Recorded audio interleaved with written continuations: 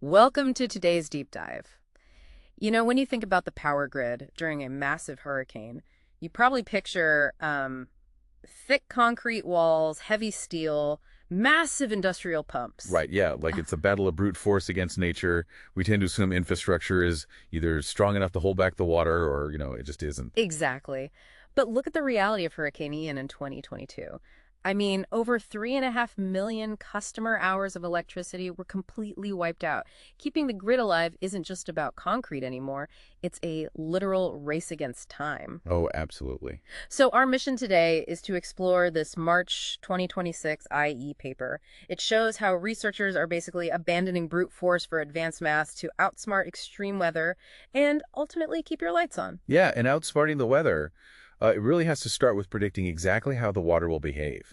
Because historically, the predictive models used by utility companies they were surprisingly flawed. Really? How so? Well, they treated different flood zones as completely isolated from one another, like they weren't connected at all. Okay, let's unpack this. Because treating flood zones independently, that's like having a bad weather app that tells you your front yard is going to be under 10 feet of water, but your neighbor's house across the street is perfectly dry. Right, I mean, it just defies basic physics. It really does. And what's fascinating here is that the researchers fix this by building a new stochastic model, which is, a mathematical tool that analyzes random probabilities. Okay. And they use spatial correlation because storm surges impact interconnected regions, obviously. So the model uses log-normal distributions to look at how water dynamically spills from one zone into the next. Oh, wow. Yeah, and then they feed day-ahead hurricane forecasts into this model to predict exactly how floodwaters will spread across those adjacent neighborhoods. But I mean, even with a perfect map, you still hit a wall, right? Oh. Physics, utilities use those tiger dams. The temporary barriers. Right, those giant inflatable barriers that get wrapped around vulnerable power substations. But the map doesn't magically transport the dams. You've got blocked roads, maybe just a handful of installation crews, and, a ticking clock. Yeah, and that is the core operational bottleneck. Knowing exactly where the flood is going is completely useless if you can't physically transport and deploy the protections before the water actually arrives. So here's where it gets really interesting to me. If we know exactly where the substations are and we know where the water is going, why can't we just plug this into a standard routing computer? Like Google Maps or something. Yeah, why not just use standard logistics algorithms? Well, because standard logistics algorithms like mixed integer linear programming, they fail entirely in a hurricane. Wait, really? They just fail? Yeah, they are mathematically rigid. They look for the perfect route based on fixed variables, completely ignoring dynamic, real-world travel time constraints. Or like what happens when a road suddenly washes out. If you rely on standard math, it literally dispatches teams down roads that are already underwater. It essentially assumes your installation teams can just teleport over the floods. Right, which obviously doesn't work. So researchers turn to nature-inspired meta-heuristic algorithms, specifically the gray wolf optimizer.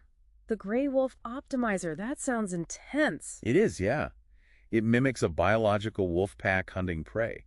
Think about how wolves hunt. You have an alpha leading the charge, but the beta and delta wolves are actively scouting the flanks. Okay, so they're spread out. Exactly. And if one wolf finds a shortcut or hits an obstacle, the whole pack instantly updates its trajectory. The algorithm does the exact same thing with route finding.